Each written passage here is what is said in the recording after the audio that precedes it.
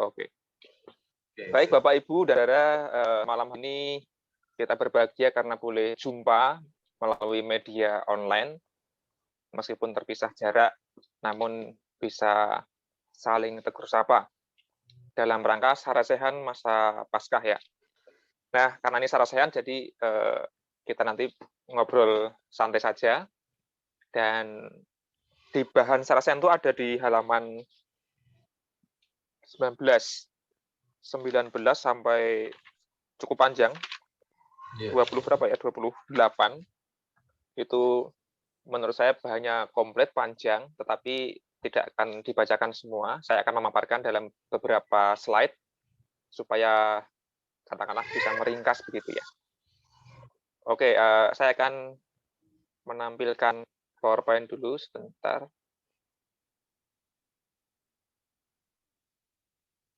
Yang akan saya tampilkan ini foto-foto saja, foto-foto yang sudah barangkali akrab di kehidupan kita sebagai orang Kristen. Sudah terlihat ya, saudara-saudara ya? Bun, Pak. Oke. Terlihat ya. Nah, terlihat. Tema kita itu adalah tema masa Paskah itu kan menjadi manusia Paskah gitu. Dan arahnya adalah kita semua ini diharapkan bisa menjadi manusia Paskah. Nah, bagaimana caranya? Tentu kita ini kan manusia yang penuh dengan keterbatasan. Maka di dalam bahan Sarasehan kita diarahkan untuk meneladani atau melihat sosok yang memang satu-satunya yang menjadi teladan kita terutama gitu ya, yaitu Gusti Yesus kan begitu ya. Nah, bahan Sarasehan ini mengatakan bahwa sang manusia Paskah yang sejati, yang sungguh-sungguh sempurna, katakanlah begitu, ya cuma Gusti Yesus. Maka kita nanti bisa belajar dari apa yang dilakukan oleh Yesus sebagai sang manusia Paskah, agar kita sebagai manusia yang hidup di zaman ini bisa belajar dari apa yang dikerjakan oleh Gusti Yesus begitu. Makanya temanya adalah karya pembebasan manusia Paskah. Jadi slide ini akan membahas secara singkat tentang karya pembebasan dari Gusti Yesus. Nah, pertanyaannya kemudian adalah, Gusti Yesus itu membebaskan manusia dari apa, atau dari apa saja, nanti kita akan lihat bersama-sama. Nah, Bapak Ibu yang sudah membaca bahan Sarasehan tentu sudah punya gambaran tentang apa yang dilakukan oleh Yesus. Nah, di gambar ini ditunjukkan Yesus yang barangkali tidak biasa gitu ya.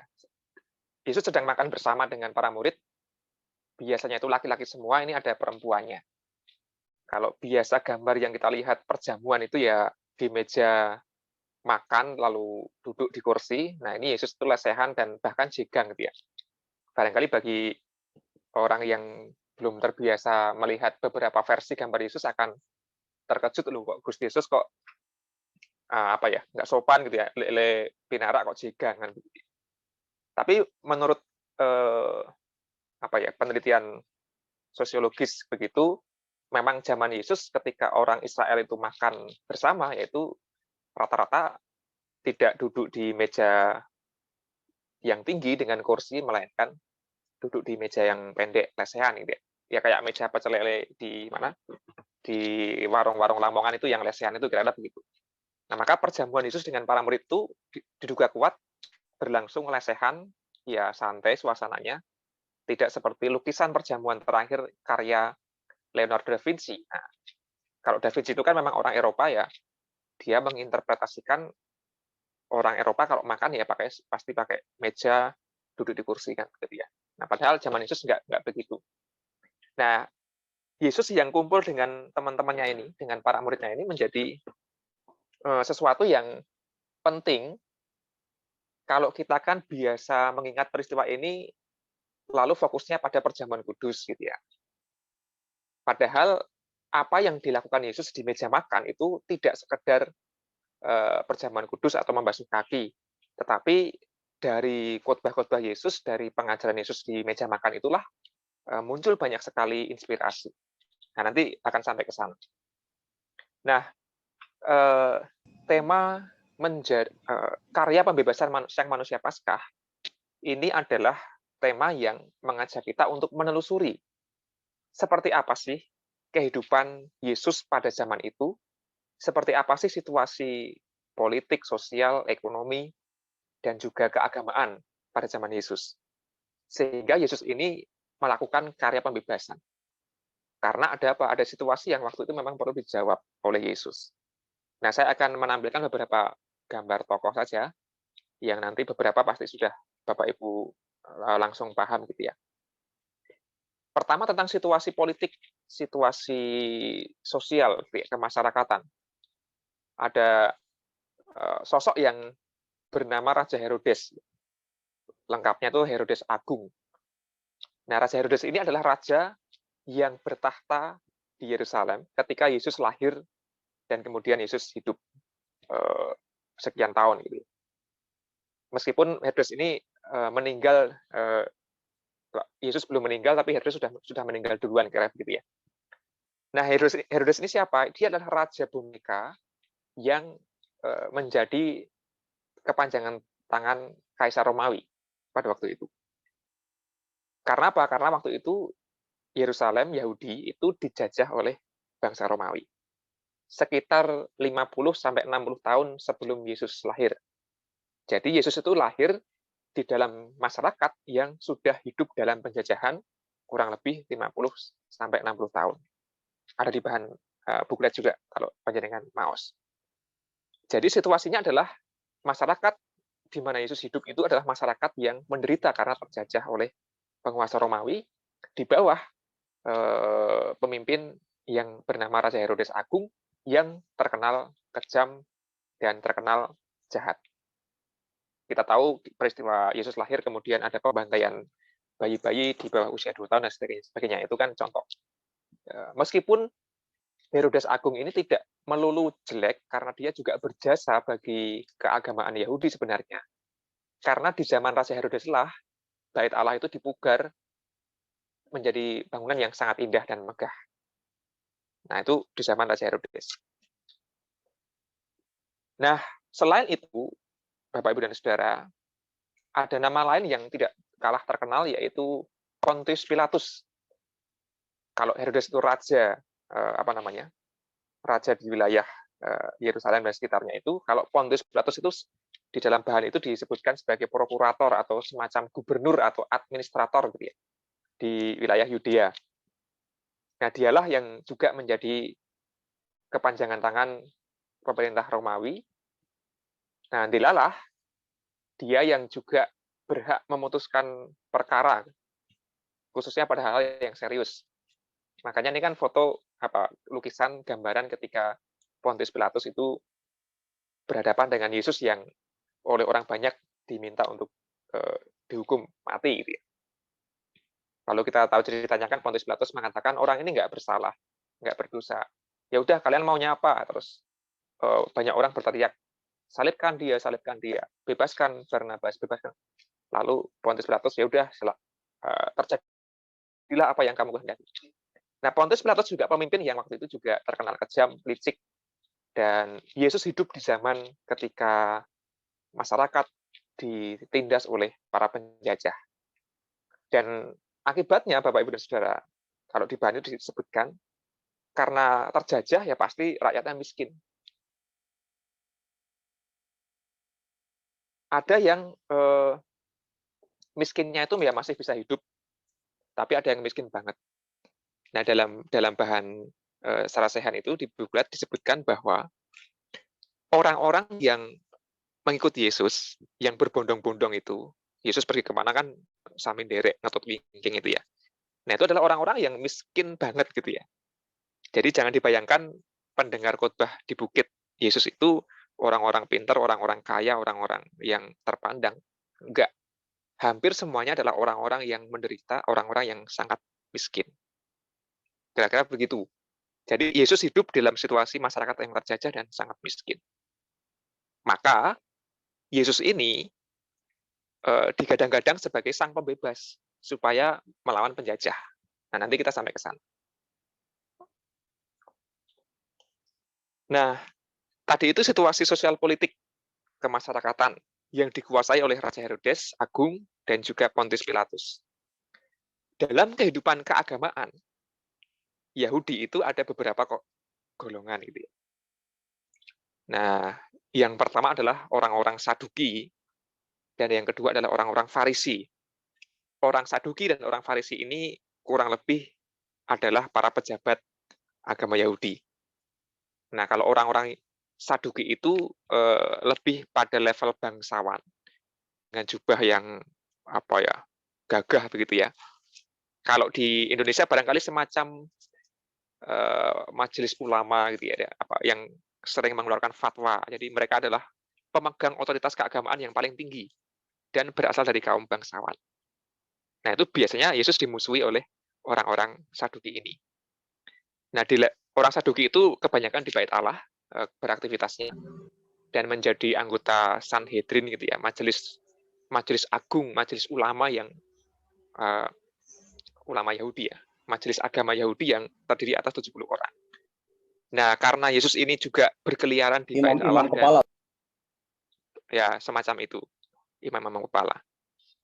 Nah, di level yang lebih sempit, di lokal-lokal itu, di sinagoge-sinagoge itu, yang bertahta adalah, yang berkuasa adalah ahli Taurat atau orang Farisi gitu ya. Yang mereka sangat rajin beribadah, lalu ritual-ritual, lalu hukum-hukum agama Yahudi dijaga sangat ketat. Ya, karena memang ahli Taurat, orang Farisi. Nah, orang Saduki ini cenderung berkomplot kepada penjajah. Orang-orang Farisi dan ahli Taurat itu cenderung melawan penjajah, tetapi mengutamakan kesalehan hidup keagamaan. Nah, itu perbedaannya kira-kira. Nah, di luar dua golongan itu, ada lagi golongan yang bernama kaum Esseni. Kaum Esseni itu adalah kaum yang biasanya menyendiri, bertapa, bersemedi di padang gurun. Nah, orang-orang kelompok ini pokoknya nggak mau ikut campur dalam urusan duniawi lah. Pokoknya mereka fokusnya berdoa, beribadah, dan menyendiri, bertapa. Lalu yang terakhir adalah kaum Zelot. Kalau kaum Esseni itu menyendiri, pendiam, memisahkan diri dari masyarakat, kalau kaum Zelot itu adalah kaum yang ya bergabung dengan masyarakat, mereka senang melakukan demonstrasi atau gerakan-gerakan perlawanan kepada para penjajah. Jadi, saudara-saudara, perlu kita ketahui bahwa dari keempat golongan tadi itu, Saduki, Farisi, Esseni, dan Zelot, empat-empatnya itu sebenarnya tidak pengen dijajah. Tapi kalau Saduki itu masih mau berkomplot. Kalau Farisi, dia nggak mau berkomplot, tetap melawan, tetapi melawan dengan cara rajin beribadah dan sebagainya, dengan harapan Tuhan akan menolong. Kira-kira begitu. Kaum Esseni lebih cuek, nggak peduli. Kaum Zelot itu lebih frontal, memberontak. Dan pada zaman itu, ada sangat banyak tokoh pemberontak, termasuk yang disebutkan di bahan Saracen itu ada, saya lupa namanya ya, Yudas atau siapa gitu ya, yang memang memberontak. Jadi pemimpin demo yang melawan pemerintah. Nah, zaman itu, saudara, Yesus itu ada di dalam di dalam pergaulan dengan empat golongan tadi itu. Dan hampir semuanya itu tidak sepakat dengan Yesus. Hampir semuanya itu memusuhi Yesus. Nah, ada satu gambaran yang menarik, satu tafsir yang menggelitik gitu ya. Kuat diduga salah satu murid Yesus itu adalah seorang yang dari golongan kaum Zelot, yang memberontak gitu ya, yang pengennya itu segera melawan penjajah. Kita tahu ini adegan Yesus dicium gitu ya. Yesus dicium oleh salah satu muridnya di salah satu babak akhir hidup Yesus ketika dia menjelang diserahkan. Nah, murid itu adalah Yudas Iskariot kan. Nah, para penafsir itu menduga Yudas ini adalah salah satu dari golongan kaum Zelot. Mengapa demikian? Karena begini, Yudas itu diam-diam gemes karena Yesus itu kok terlalu halus, kok nggak melawan, kok nggak mengangkat pedang gitu ya, kok nggak segera perang atau memberontak kerajaan Romawi waktu itu. Nah, Yudas berpikir kalau Yesus hanya mengajar terus-menerus ya nggak akan berakhir itu penjajahan. Nah, makanya Yudas punya pikiran, Yesus kuserahkan aja kepada prajurit, kujual aja. Pasti nanti kalau Yesus itu ditangkap, Yesus akan melawan dan akan segera mengalahkan Kaisar Roma gitu ya. Sehingga bangsa Israel waktu itu orang Yehuda itu bisa terbebas dari belenggu penjajahan. Nah, Yudas itu mengharapkan Yesus akan mengangkat pedang, akan melawan. Makanya dia cepat-cepat menyerahkan Yesus kepada prajurit Romawi gitu ya. Nah, tapi ternyata Yesus tetap tidak melawan dengan kekerasan. Makanya Yudas itu ditafsirkan dia salah perhitungan, dia salah sangka. Dipikirnya Yesus itu akan melawan dengan pedang, tetapi Yesus tetap dengan kelembutan begitu ya. Nah, itulah mengapa Yudas kemudian bunuh diri kalau nggak salah. Nah, itu karena dia malu dan merasa bersalah karena salah sangka pada Yesus. Nah, kira-kira begitu. Artinya apa? Saya mau mengatakan bahwa di antara para murid Yesus itu ada yang rakyat biasa, tapi juga ternyata ada yang dari golongan kaum Zilot itu pemberontak. Nah, dari 4 golongan tadi itu gaya perlawanannya itu beda-beda. Nah, ini menarik. Nah, kita kembali ke Yesus. Dari kacamata pemerintah Romawi, zaman itu, Yesus itu juga memang diduga, dicurigai sebagai pemberontak, seperti kaum Zilot itu. Kenapa demikian? Karena Yesus itu punya massa, punya pengikut banyak, ya cukup banyak lah. Dan pada zaman Yesus itu, sudah terjadi beberapa kali pemberontakan, perlawanan, demo, tapi ya semuanya dihabisi, dibunuh oleh penguasa. Ya, ini mungkin kalau mau dibandingkan dengan negara Indonesia ya zaman-zaman Orde yang dulu itu, yang ketika ada yang melawan kemudian diberangus, dibredel atau disikat habis gitu ya. Karena nggak ada yang berani lawan pemerintah penguasa Romawi waktu itu ya. Karena apa? Toh-tohannya ya nyawa kan begitu ya. Nah, Yesus itu diduga atau ditakutkan oleh penguasa Romawi akan memberontak karena dia punya kekuatan politik, yaitu pengikut yang cukup banyak. Nah, ini kalau dibiarkan aja orang ini bisa bahaya. Makanya pemerintah Romawi berusaha menangkap Yesus berulang kali. Itu satu sisi. Sisi lain, penguasa agama Yahudi, orang Saduki, orang Farisi, ahli Taurat itu, juga mencurigai Yesus ini sebagai pengajar yang sesat, yang menodai agama Yahudi. Karena apa? Karena Yesus ini dianggap sebagai Mesias oleh banyak muridnya gitu ya, pengikutnya. Padahal menurut ajaran Yahudi, Mesias itu ya bukan orang kampung kayak Yesus itu, melainkan keturunan raja ya. Maka Yesus ini nggak mungkin sebagai Mesias, nggak mungkin sebagai juru selamat. Nah, makanya Yesus itu dituduh menodai agama Yahudi. Bahkan Yesus kan dicap sebagai orang yang melanggar hukum Taurat kan. Hari Sabat nggak boleh ngapa-ngapain, kok malah Yesus menyembuhkan orang misalnya gitu. Nggak boleh bergaul dengan orang berdosa, kok Yesus malah bergaul makan bersama dengan orang-orang berdosa. Dengan perempuan Sirofenisia itu nggak boleh ngobrol, Yesus malah ngobrol dan sebagainya. Jadi Yesus ini waktu itu memang dilawan oleh dua kekuatan besar, kekuatan politik Romawi dan kekuatan agama Yahudi. Itulah mengapa Yesus ditangkap dan disalibkan. Karena secara sosial, Yesus itu adalah sosok yang mengancam kemapanan politik penjajah dan mengancam kemapanan agama Yahudi. Jadi, kalau kita ditanya, janjinya siapa sih yang menyalibkan Yesus? Ya, kaum agamawan justru. Kaum agamawan yang katakanlah yang kaku, yang kolot, yang takut kedudukannya itu terancam.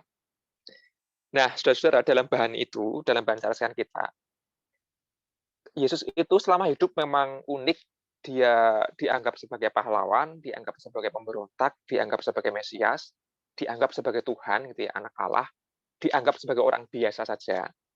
Memang sosok ini ya, sosok ini waktu itu terkenal tapi sekaligus kontroversial ini.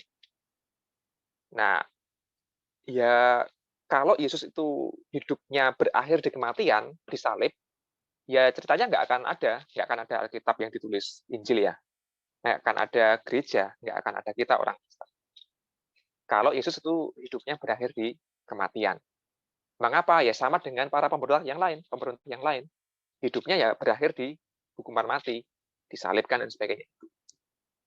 Tapi bersyukurlah Yesus itu tidak berakhir di kematian salib, tetapi di hari yang ketiga kan bangkit. Nah, makanya Yesus itu kemudian diyakini ya dia bukan sekedar guru biasa, bukan sekedar manusia biasa, bukan sekedar pemberontak, tapi ya memang Mesias gitu ya. Dan memang bukan dari golongan kerajaan terah ningrat, tapi dari rakyat jelata. Nah, dari kisah hidup Yesus itu, saudara-saudara, secara singkat, bahan Saracen ingin mengarahkan kita pada 3 poin. Janjinya itu apa sih karya pembebasan yang dilakukan oleh Yesus? Nah, poin yang pertama adalah Yesus itu membebaskan manusia dari lingkaran setan kekerasan dan pembalasan. Di dalam bacaan kita diulas tentang Yesus yang nggak membalas kejahatan dengan kejahatan, malah mengampuni. Bahkan termasuk ketika Yesus disalib itu dia mengatakan, ampunilah mereka karena mereka tidak tahu apa yang mereka perbuat. Jadi ketika ada ajaran membalas musuh, Yesus mengatakan, kasihilah musuhmu. Ketika ada ajaran mata ganti mata, gigi ganti gigi, Yesus mengatakan, jangan membalas kejahatan dengan kejahatan. Nah, itu kan Yesus ingin mengajarkan kepada pengikutnya untuk menghentikan kekerasan dengan alasan apapun. Karena kekerasan kalau diteruskan terus-menerus, pasti tidak akan selesai-selesai. Itu yang pertama. Membebaskan manusia dari lingkaran kekerasan dan pembalasan. Maka kalau kita ditanya bagaimana supaya kita hari ini menjadi manusia Paskah, ya berusahalah kita semua ini untuk menghentikan kekerasan. Karena manusia Paskah seperti Yesus adalah manusia yang tidak melawan kekerasan dengan kekerasan, tetapi menghentikan lingkaran kekerasan itu. Yang kedua, di halaman 25 itu disebutkan, Yesus itu memperbarui pola relasi. Dari pola dominasi, ada yang kuat, ada yang lemah, menjadi hubungan yang setara. Jadi Yesus itu kan tidak mau jadi pemimpin yang sangat berjarak dengan para pengikutnya gitu ya. Bukan di kerajaan, bukan kaum agamawan yang sangat terhormat secara sosial. Yesus banyak sekali bergaul dengan rakyat jelata. Yesus belusuan kemana-mana tiap hari. Terus dia mengatakan, barang siapa mau jadi yang paling besar atau pemimpin, haruslah menjadi pelayan gitu ya. Yesus ingin membongkar dominasi-dominasi hubungan itu supaya setara. Makanya jarak antara orang kaya dan orang miskin, antara laki-laki dengan perempuan gitu ya, antara orang tua dengan anak itu dipangkas oleh Yesus. Orang miskin yang biasa ditolak, Yesus merangkulnya. Orang berdosa yang biasa ditolak, Yesus merangkulnya. Perempuan yang dihindari waktu itu, Yesus malah bergaul gitu ya, bercengkerama. Anak-anak yang dianggap sepele, Yesus mengatakan, jangan halang-halangi mereka, biarlah anak-anak itu datang kepadaku. Nah, jadi ini yang dibebaskan oleh Yesus adalah relasi yang penuh dengan dominasi itu. Diubah menjadi relasi yang setara. Itu yang kedua. Yang ketiga, dan yang terakhir, halaman 27 ya, pembebasan dari ikatan sosial yang sempit. Ikatan sosial yang sempit itu ya bisa dari etnis, suku. Waktu itu kan yang berkuasa itu kan etnis Yahudi yang merasa kemudian orang Yahudi itu yang paling istimewa, dan orang-orang di luar Yahudi itu lebih rendah. Termasuk misalnya orang Samaria kan yang dianggap rendah. Tapi Yesus malah memberikan sebuah perumpamaan orang Samaria yang murah hati. Contohnya. Selain soal etnis, juga soal agama. juga soal golongan-golongan yang lain. Yesus itu kan dia bergaulnya itu melampaui melintasi sekat-sekat golongan gitu ya. Kaya miskin, Yesus bergaul. Ya orang miskin jelas, orang sakit jelas, tapi juga orang kaya Yesus juga bergaul. Misalnya Sakeus pemungut cukai itu kan jelas sangat kaya. Atau panglima siapa itu yang paling bayang anaknya sakit itu kan juga pasti orang kaya.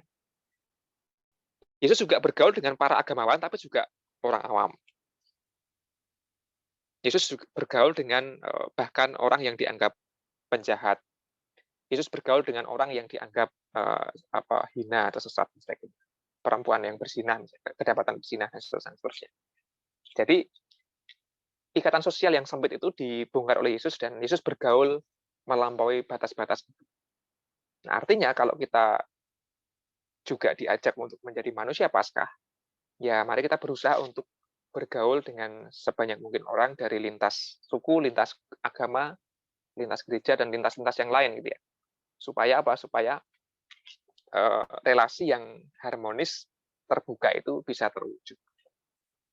Nah, kita barangkali selama ini terlalu menganggap Yesus melakukan semua itu dengan mudah karena dia adalah Gusti Allah sendiri. Tapi ketahuilah bahwa Yesus itu ketika hidup tidak semudah yang kita bayangkan sebenarnya. Karena apa? Dia melawan banyak kekuatan, dia menanggung risiko yang sangat besar, yaitu hukuman mati kan. Dan kita tahu Yesus juga akhirnya dihukum mati. Tapi semua itu dilakukan oleh Yesus dalam rangka mewujudkan pembebasan. Nah, harapannya lewat serasian ini, dan kita sudah sampai di minggu-minggu akhir Paskah gitu ya, itu kan tema besar kita menjadi manusia Paskah, bisa sungguh-sungguh kita upayakan menghentikan kekerasan, hubungan yang dominan kuat lemah menjadi hubungan yang setara, seimbang, dan sekat-sekat misah bisa dihilangkan, dikurangi paling tidak, dan kita bisa bergaul dengan semakin luas kan. Nah, itulah ciri-ciri manusia Paskah menurut bahan sarasian kita pada malam hari. Oke, demikian Bapak, Ibu, dan Saudara. Pengantar saja, nanti kita bisa diskusi lebih lanjut karena bahan kita sudah sangat komplit. Barangkali nanti ada tanggapan atau pertanyaan bisa disampaikan melalui Mas Oki sebagai moderator. Oke, matur nuwun. Monggo Mas Oki. Matur nuwun, katur Pak Pendeta Argo yang sudah menyampaikan pengantar bahan sarasian pada malam hari ini. Sugeng dalu Pak Giryono, Pak Kun, Bu Wari, Pak Kamdani, lajeng Bu Endar, nggih, ingkang wau nembe gabung. Total hari ini kita ada 16 partisipan yang mengikuti sarasian pada malam hari ini. Baik,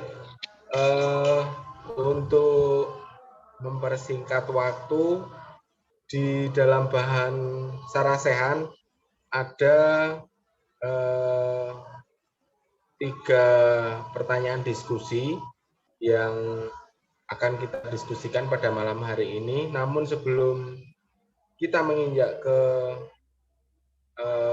diskusi atau sarasehan pada malam hari ini, mungkin dari paparan yang tadi disampaikan oleh Pak Pendeta Argo, ada yang ingin ditanyakan atau mungkin kurang jelas? Monggo.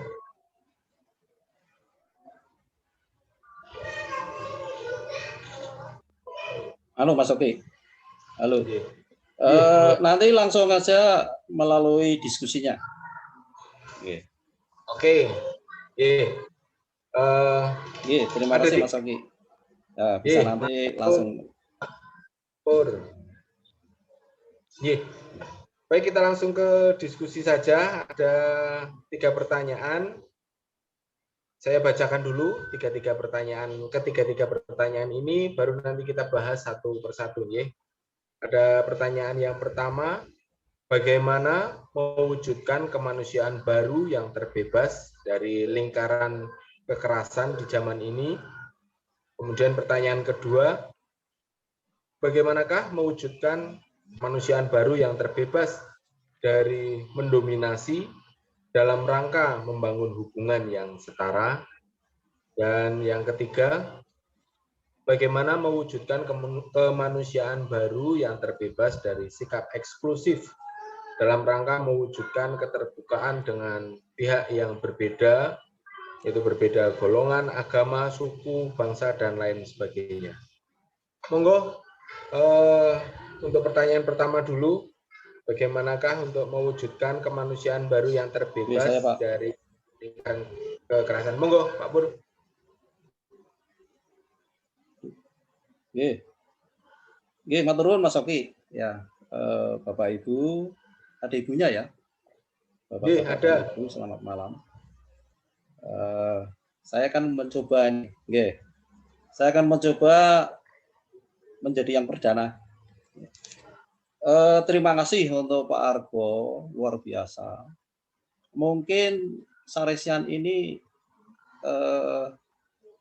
yang paling luar biasa. Artinya bahan ini, ya nanti yang jawab Argo, mungkin sudah termasuk bahan S2 ini, strata 2 ya. Jadi cukup lengkap. Saya baru tahu, Pak. Yang pertama itu ternyata ayat-ayat atau sabda Yesus muncul itu tidak yang seperti kita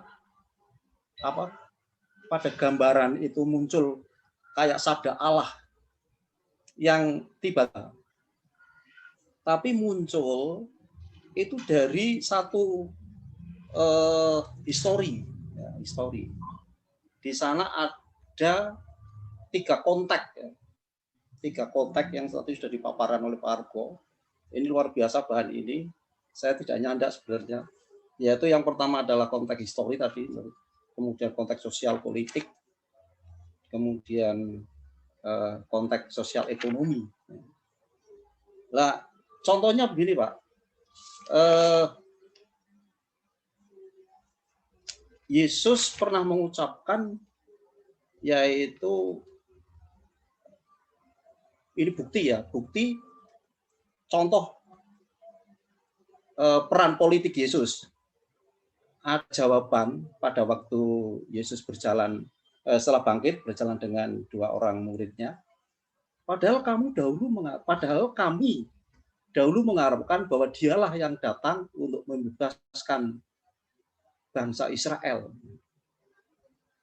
Kemudian jawaban Yesus itu luar biasa ya. Artinya Yesus sudah menguraikan. Jadi pengertian dari muridnya, Yesus itu membebaskan bangsa Israel. Kemudian banyak lagi yang tadi Pak Argo singgung, ada firman waktu itu penguasa agama, ya konflik agama, ini kan yang semenang-menang, ya, akhirnya banyak yang menguasai tanah dan sebagainya, dan muncul ayat atau sabda Yesus, barang siapa ingin menjadi besar di antara kamu, hendaklah kamu menjadi pelayan. Ya. Ini menegur artinya. Jadi tidak sembarang ya, atau tidak seperti sabda yang jatuh saja, tapi situasional. Itu yang pertama. Kemudian masuk pada diskusi. Yang pertama begini, Pak. Saya membandingkan zaman Yesus tadi yang lahir 50 tahun setelah Herodes lahir. Kalau Indonesia itu 77 tahun, Pak. Ya, kalau saya hitung dari tahun 45 sampai 2021, 77 tahun itu saya gambarkan sama, Pak. Yang pertama begini. Indonesia ini jelas negara pluralisme ya. Dasarnya Pancasila dan Undang-Undang Dasar Kemerdekaan, Undang-Undang Dasar 45. Kemudian Bhinneka Tunggal Ika. Tapi kejadian pemerintahan itu kalau kita lihat sejarah, itu ada partai politik. Kemudian tidak hanya partai politik yang menguasai, agama juga. Agama dibuat menjadi konflik. Ya, sampai sekarang juga begitu. Ya, perjalanan begitu sama. Agama dibuat menjadi konflik, diadu, dipecah belah ya, antar agama. antar golongan, antar aliran. Kemudian ada juga kaum-kaum tadi ya, yang di kaum imam kalau seperti sekarang, kaum agamawan, itu dibuat mabuk agama, dibuat oleh politik tersebut, ya. Sehingga untuk mengacaukan kondisi Indonesia. Jadi kalau saya tarik ya, zaman Yesus dengan Indonesia sudah seperti itu. Lah, sikap kita ini karena pernyataan bagaimana mewujudkan kemanusiaan baru. Kita setuju bahwa manusia Paskah baru adalah Tuhan Yesus. Kita mengacu pada cara hidup Tuhan Yesus. Yang pertama, sikap kita adalah mengingatkan para pemimpin dimanapun kita berada. Bisa melalui lembaga agama, kalau kita guru yang lewat PGRI, kalau bergereja lewat persekutuan. Kemudian apabila kita jadi pemimpin yang paling kecil lah kepala sekolah lah, atau kepala institusi. Ini yang menjadi contoh atau menjadi kepemimpinan melayani. Kemudian berusaha menjadi pendamai. Kalau kita sebagai anggota masyarakat, pendamai tidak hanya diri sendiri, tapi juga yang seiman dan yang tidak seiman, jelas. Yang luar biasa, kita dituntut untuk menembus batas, Mas Afi. Menembus batas itu artinya ya semangat kasih. Walaupun kita dicela, kita dasarnya ya, kalau dan Yesus kan kasih gitu. Semangat mendamaikan, artinya mendamaikan itu tidak konyol. Ada orang yang pura-pura mendamaikan, tapi ya jual agama, jual politik ya. Jadi itu namanya semangat yang mendamaikan tapi konyol. Kalau kita dituntut semangat mendamaikan tidak konyol. Artinya semangat kesetaraan. Jangan membeda-bedakan. Yang terakhir, bahwa kehidupan bergereja itu adalah menjadi contoh untuk mewujudkan kemanusiaan baru. Itu yang penting. Karena kita kan sebagai orang Kristen, kiblat kita adalah gereja. Gereja itu tidak hanya bangunan, tapi tubuh kita, anggota masyarakat, Jadi dari gereja itulah mewujudkan kemanusiaan yang baru. Nah, GKJ sudah seperti itu. Ya. Contoh kemarin, contoh kebanjiran dan lain sebagainya. Ya. Kita sudah nyempulin bareng. Itu dari saya, ya mungkin tidak urut, tapi saya membandingkan antara zaman Yesus dan Indonesia yang sekarang masih terus-menerus akan seperti itu juga. Terima kasih Mas Sofi. Matur nuwun. Ya, baik. Matur nuwun Pak Toto. Kalau tadi saya bisa boleh meringkas, itu jawabannya yang bisa saya tangkap yaitu untuk mewujudkan kemanusiaan baru, jadi kita diharapkan bisa untuk mengingatkan kepada para pemimpin di lingkungan dimanapun kita berada.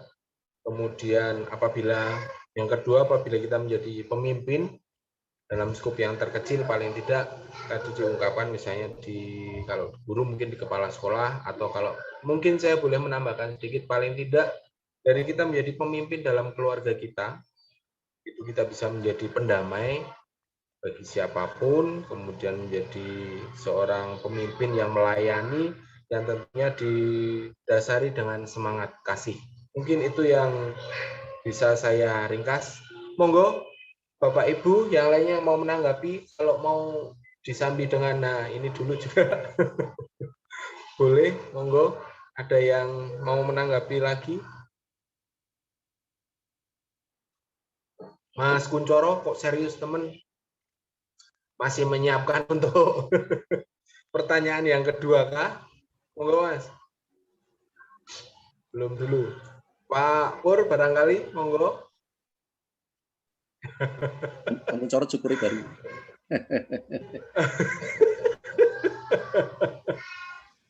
Biar tidak sumuk. Kayak sang pangeran. Pak nanggapi. Oke, Mas Evi. Kalian yang berindel sumuk. Iya kayak pangeran.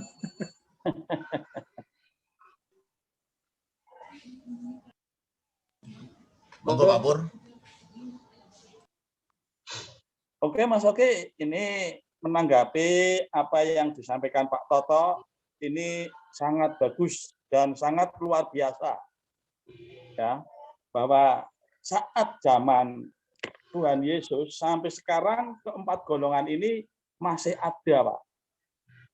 Keempat golongan ini masih ada di tanah air tercinta ini. Mengakui atau tidak ini masih ada. Seperti itu. Jadi kemungkinan keempat golongan ini bertumbuh seusia dunia.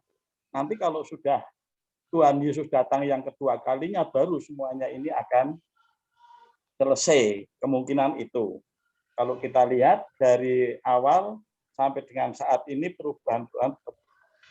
Nah, sekarang ini menanggapi apa yang menjadi sikap kita, saya sangat setuju dengan apa yang disampaikan Pak Toto atau Mas Oki, bahwa kita minimal sekarang ini sudah lansia, sudah pensiun ya, ini minimal menjadi pemimpin di keluarga kita. Jadi pemimpin di keluarga kita ini, ya kita harus bijak lah ya. Usianya tidak 5 tahun, memimpin rumah tangga minimal sudah mulai condong ke barat. Seperti itu. Nah, terus saya selaku pemimpin, kalau ditegur anak atau istri, ya jangan apa itu kaku. Terimalah teguran itu. Karena teguran itu sangat baik. Kalau kita tidak menerima kontrol, tidak mau dikritik, ya jangan jadi pemimpin, biarpun pemimpin rumah tangga. Ini Pak Toto sangat bagus sekali. Mengingatkan kepada pemimpin ini kalau di rumah ya. Nah sekarang ini, kalau kita mengingatkan kepada pimpinan, ini memang sangat kesulitan. Kesulitannya yang pertama, kita hanya mengangan-angan tapi tidak punya power, tidak punya sarana untuk sampai ke tujuan. Dalam arti semuanya ini saya akan mengingatkan bupati atau wali kota. Lewatnya apa? Kan kita tidak punya power. Lewat partai. Ya mungkin bagaimana? Kan tidak bisa apa yang kita harapkan. Nah, saya sangat setuju apa yang disampaikan Pak Toto tadi, hanya nambahi kalau jadi pemimpin yang bijak, biarpun pemimpin rumah tangga. Dikritik anak, dikritik istri, terimalah dengan bijak. Agar kita bisa koreksi diri. Demikian juga saat-saat yang seperti ini ya, saat-saat pandemi, tidak boleh keluar, ini semuanya ini bisa dikatakan kan beku. Beku dalam arti mudah marah, mudah tersinggung karena situasi seperti itu. Maka dari itu saya sangat setuju dan berharap kalau jadi pemimpin, jadilah pemimpin yang baik. Kalau mau dikritik, terimalah kritik itu dengan baik. Sebagai kontrol bahwa saya ini sudah betul-betul menjadi pemimpin yang baik atau belum. Sementara itu, oke, terima kasih sekali. Ini sangat bagus ini. Matur nuwun, monggo. Nggih, matur nuwun Pak Pur atas tanggapannya. Dari yang saya bisa rangkum, jadi bahwa pemimpin paling tidak menjadi pemimpin di keluarga, kita tidak boleh anti kritik Pak ya istilahnya. Ya, betul. Malah kalau saya lihat malah jawabannya sudah nyerempet ke pertanyaan yang nomor 2 mengenai kemanusiaan baru yang terbebas dari mendominasi dalam rangka membangun hubungan yang setara. Karena kalau menurut saya dari tadi yang diutarakan oleh Pak Pur itu seringkali dalam tanda kutip untuk keluarga di Jawa itu biasanya kan memang namanya seorang suami itu posisinya sedikit lebih tinggi diutamakan di dalam keluarga. Kadang ketika dieleke oleh istri atau oleh anak yang notabene stratanya di bawahnya, kadang kalau kita di posisi yang mendominasi di atas itu memang kadang susah. Nah, dari Pak Pur tadi memberi ulasan bahwa ketika menjadi seorang pemimpin paling tidak dalam keluarga, tidak boleh jangan sampai kita ketika di di elengke, ketika diberitahu oleh suami, istri atau anak, Malah kalau marah. memang kita walaupun posisinya kita mendominasi atau lebih tinggi itu jangan sampai marah. Itu mungkin berlaku untuk tidak hanya di rumah, di tempat kerja atau dan lain-lain. Makanya ini malah kalau menurut saya sudah nyerempet-nyerempet ke pertanyaan nomor 2, tidak apa-apa. Monggo yang lain. Ini memang kalau menurut saya tadi kok tegang semua. Bahannya memang kalau menurut saya memang termasuk kelas berat. Tapi tidak apa-apa, kita di sini sharing bareng-bareng dan kita punya narasumber yang saya yakin juga hebat, mumpuni, yang bisa membuat barang berat tetapi tidak terasa berat, ngaten Pak Ye. Ibu-ibu atau Mbak Danti, suarane ndiki. Kok ora krungu? Generasi muda. Iya, Bu Endar barangkali mau menambahkan, Bu, monggo.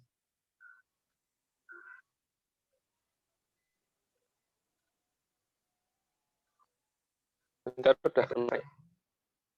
Saya Mas Oki. Nggih, monggo Bu Are. Kalau menurut saya, Wajahnya mana wajahnya? enggak usah, wajahnya enggak usah. Wong sudah tahu wajah. Pak Turu gitu. Iya. Karo turunan malahan. Belum layak menuju pensiun. Kalau menurut saya semuanya itu punya peran untuk itu mewujudkan kemanusiaan baru yang terbebas dari lingkaran kekerasan. Jadi bukan hanya pemimpin saja yang punya peran, orang biasa, setiap pribadi. Karena setiap pribadi juga adalah pemimpin bagi dirinya sendiri. Artinya dialah yang akan memanage sikapnya. Paling tidak dalam kehidupan sehari-hari kita kan sering berinteraksi entah dengan siapa. Mungkin kita menerima perlakuan yang menurut kita adalah jahat. Itu secara manusiawi kan orang membalas.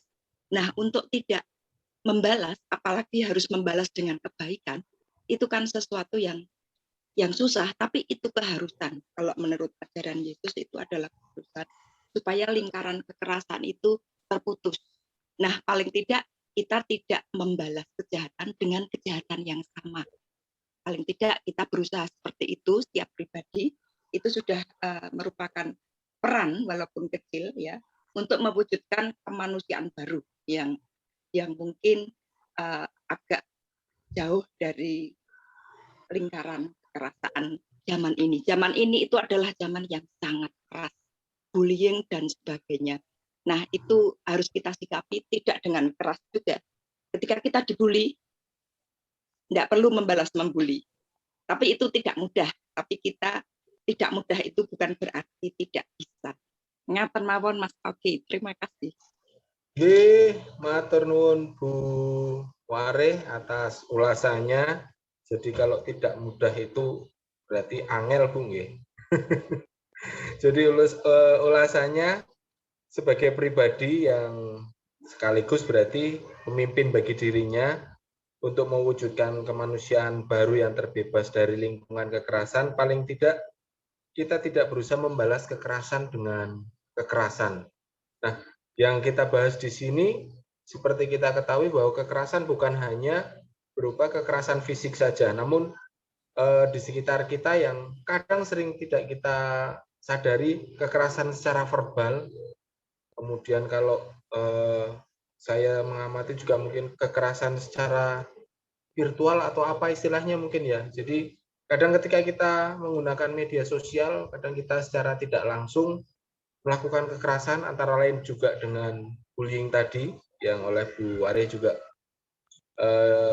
diberikan ulasan apabila misalnya dibully dimanapun, mungkin kita tidak perlu istilahnya membalas perlakuan tersebut.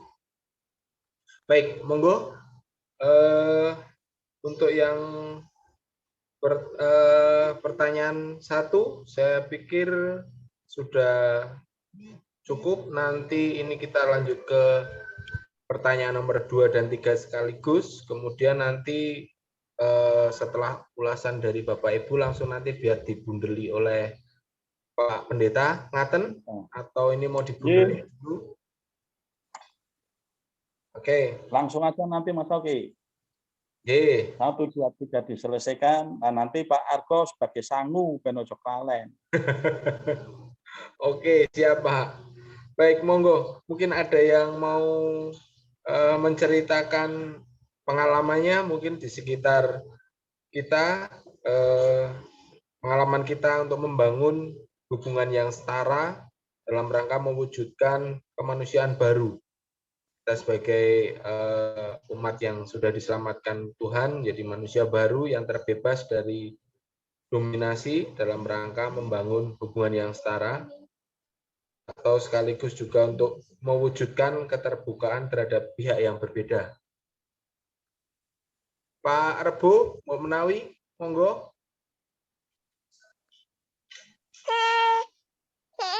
Mic-nya Pak Rebo dinyalakan dulu.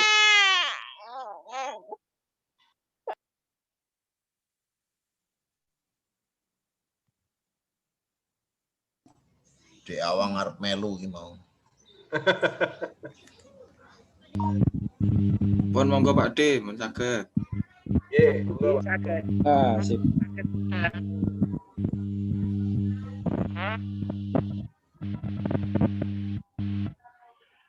Saged mireng napa mboten? Saged Pak D saged. Monggo. Sampun taun. Komentar napa-napa namung saged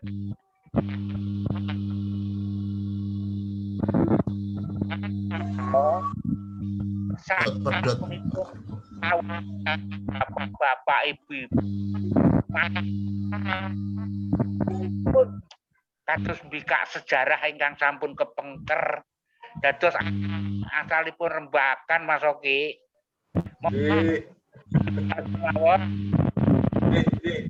Dan apa-apa Pak.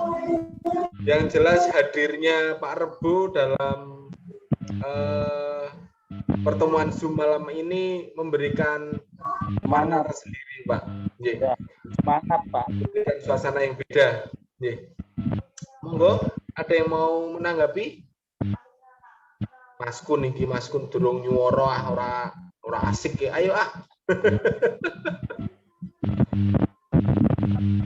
Nggih, kotak matur. Ngono ra. Ada kok asmane Mas Argo ini tuh. Kembar nih kembar. Niki kula Iya, kembar. Oke. Gini, kalau saya kok punya konsep yang agak aneh apa piye. Jadi begini. Off the box. Kita Yang untuk menjadi itu yang manusia, ditunggu. untuk menjadi manusia Paskah, kita bijaksana secara iman. Jadi seperti ini. Sejak awalnya saja, kenapa Tuhan Yesus disalib? Itu kalau menurut keterangan Pak Argo tadi, mekanismenya memang waktu itu orang-orang Yahudi memang memperlakukan seperti Yesus seperti itu memang bisa dimengerti. Bisa dimengerti dalam arti seperti ini.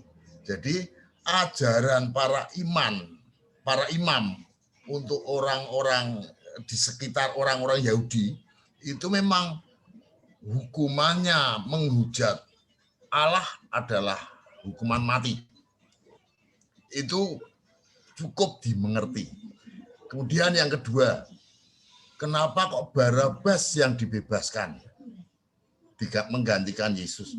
Karena Barabas itu juga menurut orang-orang Yahudi justru dia itu yang pahlawan yang nyata. Jadi pahlawan yang nyata, dia itu sebetulnya kalau orang Romawi mengatakan dia itu penjahat, tapi sebetulnya Barabas ini adalah kalau seperti kisahnya Pitung atau kisahnya Robin Hood, dia itu maling Adiguna. Jadi dia itu justru pejuang untuk membebaskan, bukan untuk membebaskannya, tapi pejuang yang menyerang bangsa Romawi. Jadi itu malah pejuang orang Yahudi. Jadi sangat dimengerti apabila orang Yahudi memilih Barabas yang dibebaskan. Kemudian kenapa kok Pontius Pilatus nggak bisa apa-apa? Karena Pontius Pilatus juga menjaga kewibawaannya. Wong ini dianggap orang-orang Yahudi sebagai orang yang menghujat Allah kok tidak dihukum. Jadi semuanya itu bisa kita mengerti. Sampai sekarang pun kalau mungkin saudara-saudara kita yang katanya umat pemarah dan sebagainya itu, mereka melakukan kemarahan dan marah-marah, itu memang juga bisa dimengerti karena memang ajarannya memang seperti itu. Jadi kalau menurut saya, ya sudahlah kita melakukan apa yang Tuhan kehendaki. Sementara untuk menilai atau menghakimi orang lain yang mungkin menyerang kita, orang mungkin justru yang menyalibkan Yesus waktu itu kita bisa mengerti, oh ya memang mereka seperti itu. Jadi dengan seperti itu kita tidak kemudian mudah menghakimi, mudah menyalahkan, mudah dan sebagainya. Jadi peristiwa penyaliban Yesus waktu itu merupakan pelajaran bagi kita bahwa sampai kematian Tuhan Yesus pun itu bisa kita mengerti. Oh ya, memang waktu itu orang Yahudi memang punya pemahaman seperti itu sehingga Yesus harus mati. Jadi semua itu terbungkus dalam karya penyelamatan Allah.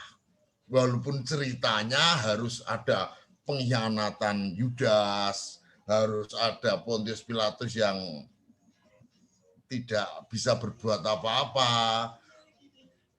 ada Ijo, Barabas, dan sebagainya, itu terbungkus semua dalam karya penyelamatan Allah. Jadi kita tidak mudah menghakimi atau mudah jengkel karo wong, mudah itu semuanya. Bahkan mungkin ada seseorang yang punya sikap buruk terhadap kita atau punya anggapan buruk terhadap kita, itu bisa kita mengerti. Mungkin mereka tidak tahu siapa kita, mungkin mereka tidak tahu apa yang kita pikirkan, dan sebagainya. Jadi bagaimana kita menjalani hidup itu tidak mudah menyalahkan atau mengkambing hitamkan orang-orang di sekitar kita, bahkan pelaku-pelaku sejarah itu juga memang mekanismenya seperti itu, dan itu terbungkus dalam karya penyelamatan Allah terhadap manusia. Udah itu aja, ini bisa dimengerti apa enggak saya juga enggak tahu. Monggo nanti mengalir. Nggih, matur nuwun sampun Mas Oki. Nggih. Bagus, luar biasa. Mas Kun. Jadi bahwa dalam kita mewujudkan kemanusiaan baru, kita tidak gampang yang bisa saya tangkap Mas ya. Jangan mudah terprovokasi, jengkel, marah. Kadang kita melihat apa yang kelihatannya begitu menjengkelkan, itu merugikan buat kita. Mungkin itu istilahnya salah satu wujud Allah, istilahnya Allah membungkus kejadian-kejadian tersebut untuk satu hal yang lebih besar, yang untuk lebih kebaikan kita. untuk kebaikan kita. Nah, seperti itu ya Mas ya. Muga-muga salah anu yo. Ya, monggo kita tunggu satu ulasan lagi. Saya masih menunggu dari admine arep njajal apa ora iki. Udah, wakil sing nom dah. Enggak lah, tak nonton bae. Oke, baik. Saya pikir dari Enggak, ini non sewu suaranya ini kok kecil sekali yo. Tak tangkap kecil suaranya sekali. Suara suara ini Zoom ini nggih. Suara Zoom ini semua kok kecil Oh. sekali. Oh, Sementara rendah, PC Pak. saya sudah tak gede. punya saya sudah tak besarkan. Iya, Bu. Apa Saya jelas sekali. Earphone-nya Pak, Mas Kun, earphone-nya Iya. dibuat colok meneh earphone. Earphone colok kali si colok mungkin belum di kurang belum nangis, Kak. stereo. Ngomongin rusak. Nggih, sampun terus nggih. Nek mboten mendhet karo. Tapi kalau suara saya anu nggih, masuk nggih. Banter biasa. Oh, jelas, keras, keras. Nggih, matur nuwun. Saya rangkum saja mungkin ya dari beberapa ulasan. Monggo Pak Pur, monggo. Oke, ini nomor 2 ya. Nggih. Bagaimana mewujudkan kemanusiaan baru yang terbebas dari niat mendominasi dalam rangka membangun hubungan yang setara. Ini pengalaman Mas Oki. Nggih, monggo Pak. Saya di Desa Ujung Gede. Saya masuk Desa Ujung Gede itu tahun 89. Itu mulai menetap di Desa Ujung Gede. Terus saya untuk membangun hubungan yang setara, ini kunci yang pertolongan gelem telalah atau melayani. Ya, itu saya nambah apa yang disampaikan Mas Kuntoro. Jangan cepat marah, itu betul, ya. Jangan cepat tersinggung, benar. Oke. Terus tapi saya hanya menambah pengalaman saya di Desa Ujung Gede sampai sekarang masih dipakai. Bahkan ya ini saya ngomong kok darani pamer ya Mas. Darani pamer wegahlah.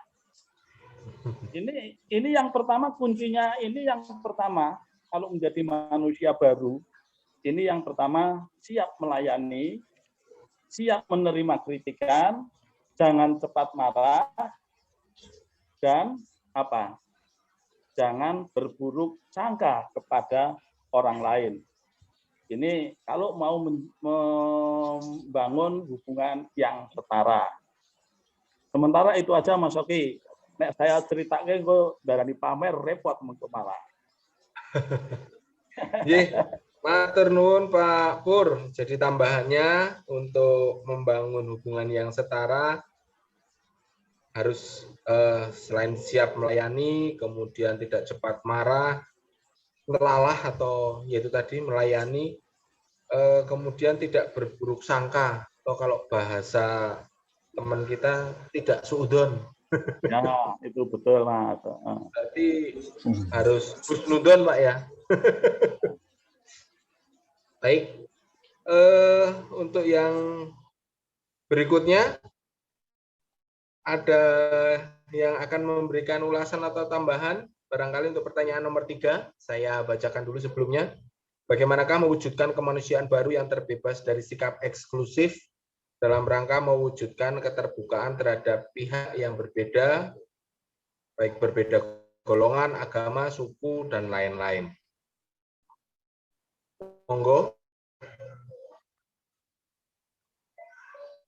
Barangkali mau menambahkan, monggo Pak Kamdani.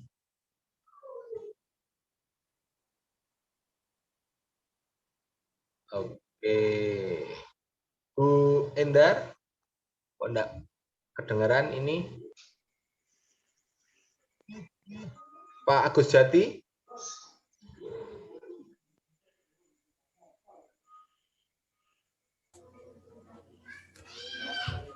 Monggo Pak Kamdani, kayaknya mic-nya sudah terbuka. Bukan. Coba saya bisa didengarkan. Bisa. Bagus semua jelas, tadi Pak. yang sudah saya Jelas. dengarkan. Dari Pak Pur bagus, dari ini yang ingin saya aturkan itu manusia Paskah. Kok namanya kok manusia Paskah? Padahal isinya itu semua petunjuk Gusti Yesus ya. Bagi saya itu semua melawan diri saya. Bahwa diri saya itu pamannya marah ya. Tangan saya gatel kepengen ngeplak. Tapi ojo ngeplak. Nah, kan dilarang. Semua pakai jangan. Pak Pur bilang jangan. Kok sekabeh kok jangan rano lawuhe. Gitu. Nah, jangan itu berarti melawan naluri manusia. Semuanya jangan. Padahal orang ingin mendominasi itu ya naluri manusia itu jangan dilakukan. Ingin eksklusif ya, sudah di sana juga ada kelompok-kelompok manusia yang ingin mendominasi, ada kasta-kasta yang merasa berkuasa. Sampai sekarang pun di mana-mana ada, itu sudah sifat manusia. Jadi dengan mengikut Yesus itu berarti melawan diri saya sendiri. Berani tidak melawan diri saya sendiri? Kalau kita berani ya kita berhasil menjadi manusia pengikut Yesus. Tapi kok namanya kok manusia Paskah ya. Itulah demikian saja. Jadi intinya adalah berani melawan diri sendiri. Ya kita. Terima kasih. Matur nuwun Pak Kamdani. Ya. Secara singkat tadi kalau kita sebagai manusia yang mengikuti Yesus, berarti kita harus bisa melawan diri kita sendiri, atau kalau dengan bahasa yang kita biasa sebut mengikuti Yesus, berarti kita harus menyangkal diri. Masih ada kalau sudah ya bacakan dari yang sudah diberi oleh Bapak Ibu semuanya. Nanti biar setelah saya bacakan nanti saya serahkan ke Pak Pendeta Argo untuk bundeli, mungkin menambahkan atau lain-lain lah. Ngaten Bapak Ibu? Ya, halo Mas Oki. Mas Oki. Mas Oki. Halo. Monggo Pak Pur. Monggo Pak Pro Pranoto. Monggo. Itu tadi kan saya tertarik Pak D kan. Pak D Kam. Istilahnya Pak D Kam kan jangan kalau Mas Oki menyangkal. Atau alkitabiahnya itu ada menanggalkan manusia lama. Yaitu selaras saja itu nanti Pak Argo. Itu aja Mas Run. Baik, hanya istilah menegaskan dari yang diungkapkan Pak Kamdani, Pak J. Kalau saya boleh menambahkan. Baik, Bapak Ibu, saya coba ringkas tadi secara keseluruhan dari ada 3 pertanyaan yang malam hari ini kita perkumpulkan bareng-bareng, yaitu apakah mau baru yang terbebas dari lingkungan kekerasan di zaman sekarang, zaman ini, kemudian terbebas dari dominasi dalam rangka membangun hubungan yang setara, dan terbebas dari sikap eksklusif dalam rangka mewujudkan keterbukaan terhadap pihak yang berbeda. Dari beberapa ulasan yang masuk tadi ada Pak Puro Pranoto, Pak Purnomo, Bu Wari, Mas Kuncoro, Pak Dekamdani, itu jadi antara lain mengingatkan kita untuk bisa mengingatkan kepada para pemimpin di sekitar kita, kemudian kita sebagai diri pribadi yaitu paling tidak menjadi pemimpin bagi diri kita dan juga pemimpin bagi keluarga, agar bisa memberi contoh yang baik, menjadi pendamai, pemimpin yang melayani, pemimpin yang berdasarkan kasih. Kemudian juga dalam kita mewujudkan kemanusiaan baru, kita harus bisa menahan diri, melalai, kemudian tidak mudah marah, tidak mudah menghakimi, kemudian juga tidak berburuk sangka. Secara singkat, tadi disebutkan bahwa untuk menjadi seorang manusia baru, kita diharapkan untuk bisa melawan diri kita, melawan nafsu kemanusiaan kita. Mungkin itu yang dapat saya ringkas. Berikutnya untuk simpulan saya serahkan ke Pak Pendeta Argo. Monggo, Pak. Oke. Oke, nuwun Bapak Ibu sudah memberikan tanggapan dan kritik. Saya memberikan beberapa catatan saja ya. Pertama, dari Pak Kamdhani, mengapa kok istilahnya manusia Paskah itu, ya secara teknis itu kan memang temanya begitu. Istilah Paskah itu kan artinya melampaui atau melewati atau terlewati gitu ya. Paskah.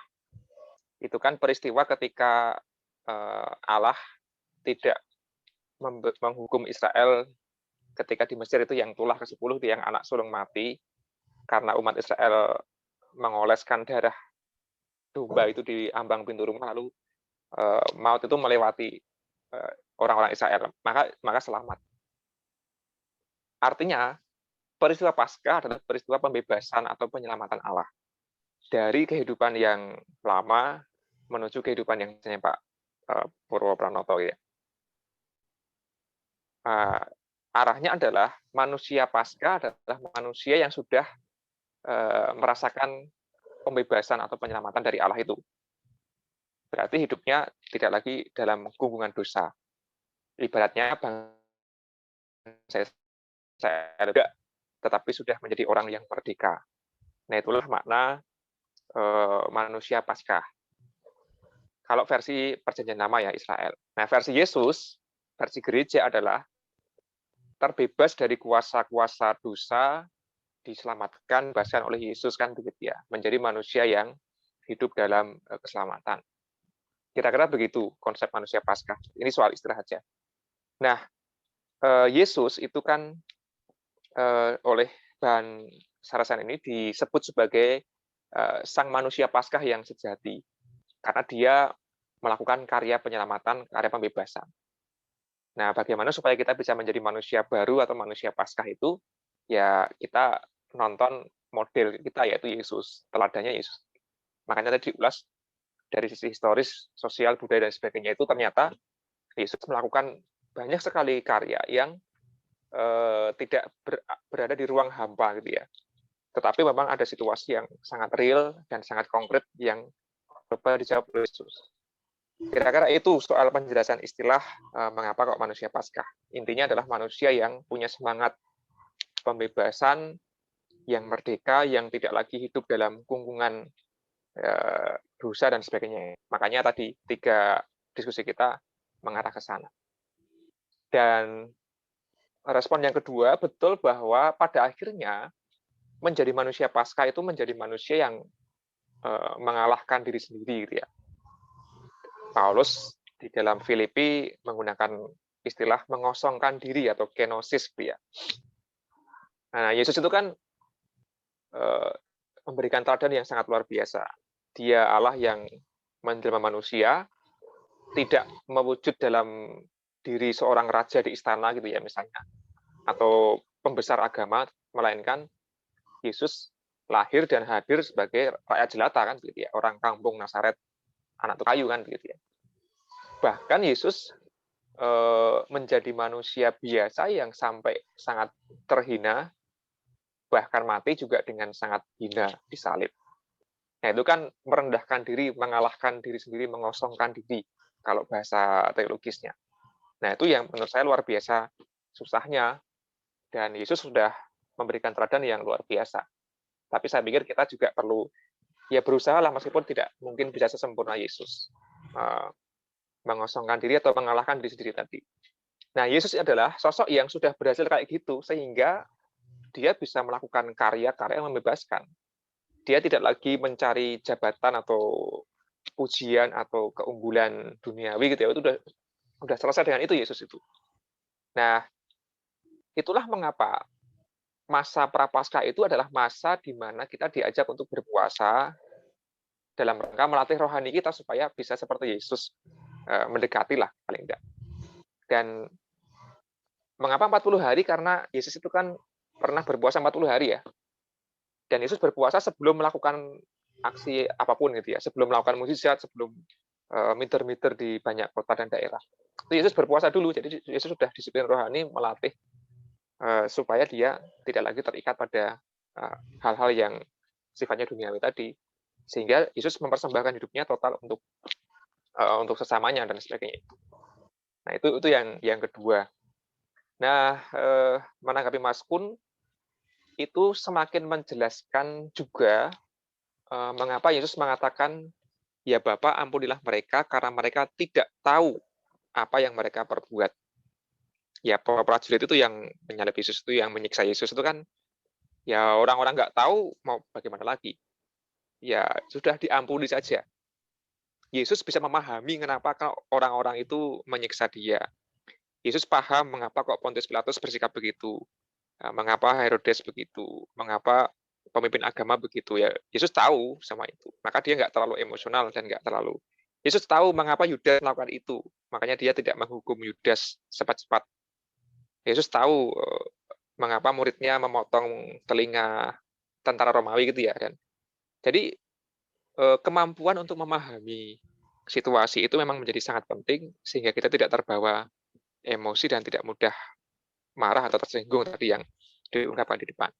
Rasanya itu juga bisa kita latih ketika kita mendapati ada orang-orang yang barangkali di mata kita kok nyeleneh atau perbuatannya itu jahat atau bahkan kekerasan misalnya gitu ya. Ya jangan-jangan memang karena ya mereka tidak tahu yang mereka perbuat. Ya solusinya hanya satu, diampuni. Tentu ini perkara yang tidak mudah. Tapi ya itulah latihan rohani yang perlu kita terus upayakan.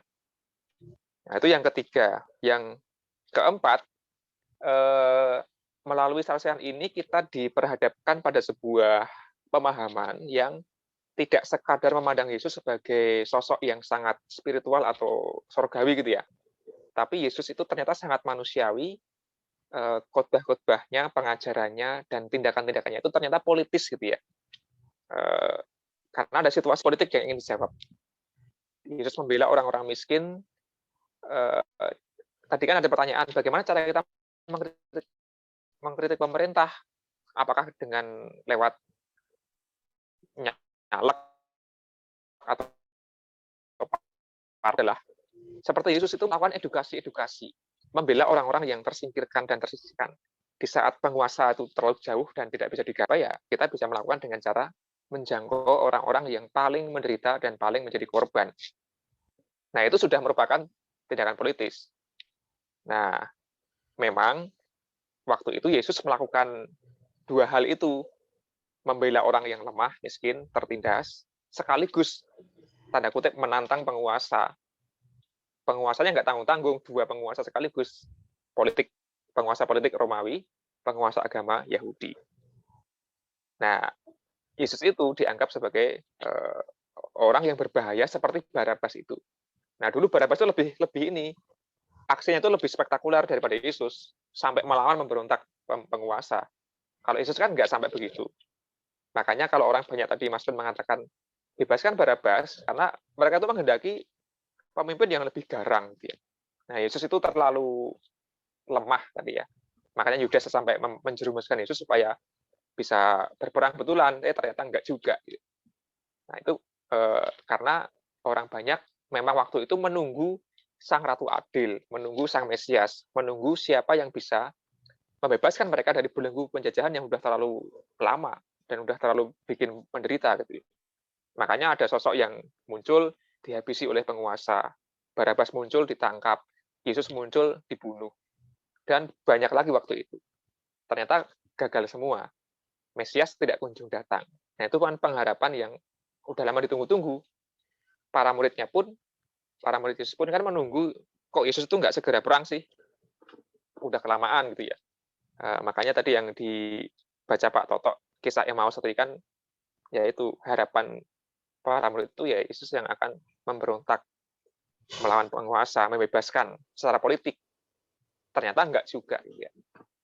Nah itu realitas yang kemudian membuat kita semakin kaya dalam iman, sehingga kita tidak lagi sekadar ketika menghadapi situasi sehari-hari lalu pasrah dalam arti pasif, tetapi kita bisa mengupayakan sesuatu walaupun kecil.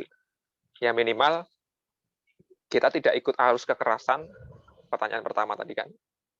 Minimal kita tidak lagi menjadi orang yang ikut mendominasi, tapi mengupayakan kesetaraan, dan minimal kita tidak jadi orang yang eksklusif, tertutup, tetapi menjadi orang yang sebisa mungkin terbuka. Nah, saya pikir kita sebagai pribadi maupun persekutuan bergereja sudah mulai ada arah ke sana sih. Ya meskipun saya tahu bahwa ada juga orang-orang Kristen yang masih terlalu tertutup, yang juga mendominasi dan juga masih sering kekerasan kan begitu ya. Dan jangan salah, gereja itu pernah melakukan dosa yang sama seperti Saduki dan Farisi di zaman Yesus kan, ketika gereja di Eropa waktu itu abad pertengahan bersekongkol dengan politik, ya gereja juga menindas juga, gereja juga korup juga, gereja juga bersekongkol.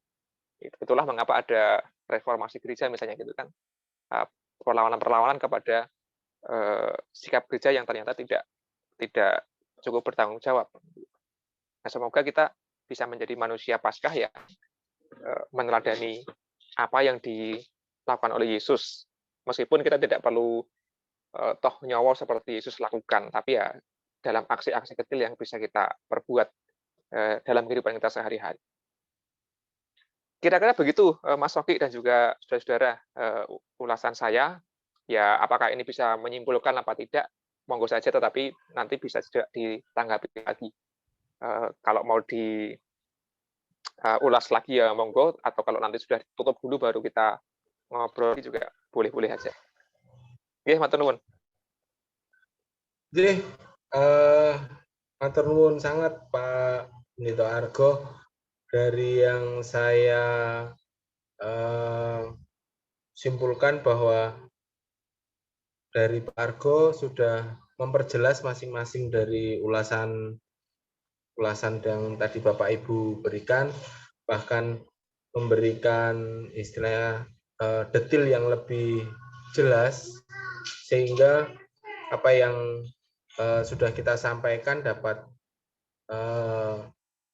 menjadi sangu kalau tadi istilahnya Pak Pur untuk kita pada malam hari ini. Sebelum kita akhiri, ada mungkin pertanyaan dari Bapak Ibu atau mungkin pendapat, monggo.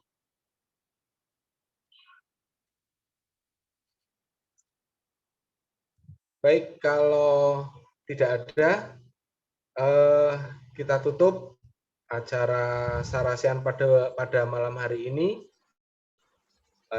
Terima kasih Bapak Ibu sekalian atas kehadiran, partisipasinya semua. Dan untuk mengakhiri Sarasian pada malam hari ini, saya mohon Pak Kuncoro, masih ada enggak, untuk memimpin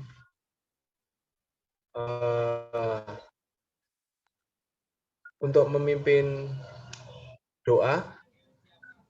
Monggo. Mari kita mengakhiri pertemuan walaupun melalui online dengan bersama-sama berdoa. Kita berdoa. Tuhan Allah Bapa yang bertahta di surga, Terima kasih Tuhan atas kasih penyertaan-Mu, atas berkat-berkat-Mu yang Engkau limpahkan dalam kehidupan kami, berupa berkat-berkat kebaikan yang selalu Engkau curahkan dalam hidup kami. Tuhan, terima kasih juga Engkau juga sudah menuntun atau hadir di dalam percakapan kami, sehingga kami masing-masing dapat mengerti apa yang Engkau kehendaki di masa Paskah ini untuk kehidupan kami, sehingga kami akan lebih berusaha untuk menjadi manusia-manusia Paskah sesuai dan seturut dengan kehendak-Mu. Tuhan, kami hanya mohon bimbingan tangan-Mu saja dalam kami menjalankan kehidupan kami, agar kami selalu menjalankan perintah-perintah-Mu, dan kami lebih menjadi pelaku-pelaku firman, bukan hanya sebagai pembicara atau pendengar firman saja. Tuhan, apabila kami mau melanjutkan kegiatan kami, kiranya Engkau juga menyertai kami hingga saatnya nanti kami mengistirahatkan tubuh kami untuk tidur.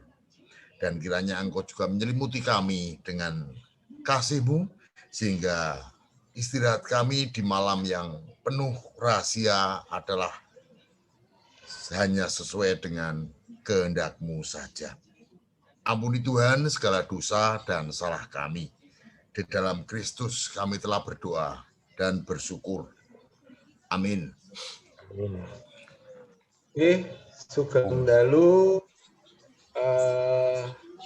Saya mengucapkan terima kasih atas sekali lagi partisipasi Bapak Ibu sekalian, dan tak lupa saya mohon maaf apabila saya sebagai moderator dalam membawakan sarasian malam hari ini ada hal yang mungkin tidak berkenan atau kurang berkenan di hati Bapak Ibu sekalian. Kalau ada juga mungkin kata-kata yang salah, saya mohon maaf. Dan sekali lagi matur nuwun untuk partisipasinya. Monggo yang masih mau di sini untuk kangen-kangenan, monggo yang mau melanjutkan aktivitas juga monggo. Amin. Rekamannya di stop dulu Mas, rekamannya.